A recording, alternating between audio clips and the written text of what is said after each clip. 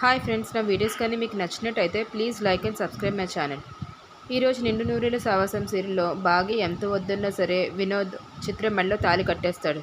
చేసేదేమీ లేక అమరేంద్ర వచ్చి మేము వచ్చే వరకు ఆగాల్సింది కదా, నేను వాళ్ళ దత్తత పేరెంట్స్ని తీసుకొచ్చాను అని కవర్ చేసి వాళ్ళిద్దరిని ఇంటికి తీసుకుని వెళ్తాడు.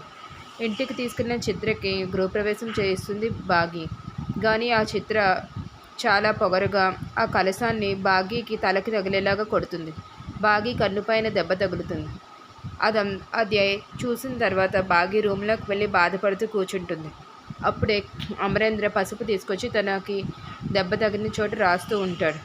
రాసి అక్కడి నుంచి వెళ్ళిపోతాడు. బాగి దెబ్బని బాధని చూడలేక వెళ్ళిపోతున్న అమరేంద్రని, ఏవండి నేను కుటుంబ సభ్యులందరినీ జాగ్రత్తగా చూసుకుంటాను, మీరు టెన్షన్ పడకండి అని చెప్తుంది అమరేంద్రకి.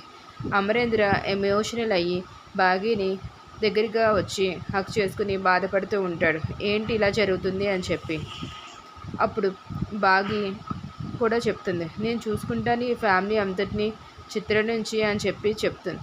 కానీ ఇక్కడ చూస్తే అరుంధతికి గుప్తా గారు చెప్పిన మాటలే గుర్తొస్తాయి. ఏదో ప్రమాదం ముంచుకు వస్తుంది అని చెప్పి. అదేంటో తనకి తెలియక అరుంధతి కూడా చాలా టెన్షన్ పడిపోతూ ఉంటుంది. ఏంటి ఇలా జరుగుతుంది అని చెప్పి. మనోహరి చిత్ర చాలా హ్యాపీగా ఉంటారు.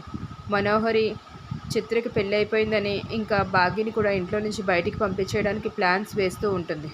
చిత్ర కూడా ఆ ఇంట్లో సెటిల్ అయిపోవాలని చెప్పి చాలా ప్రయత్నిస్తూ ఉంటుంది.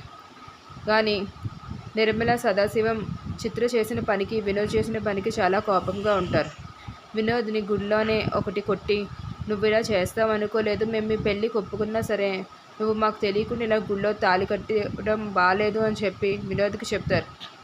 వినోద్ నేనేం చేయలేక ప్రేమించిన అమ్మాయినే పెళ్లి చేసుకున్నాను అని చెప్పి అంటాడు.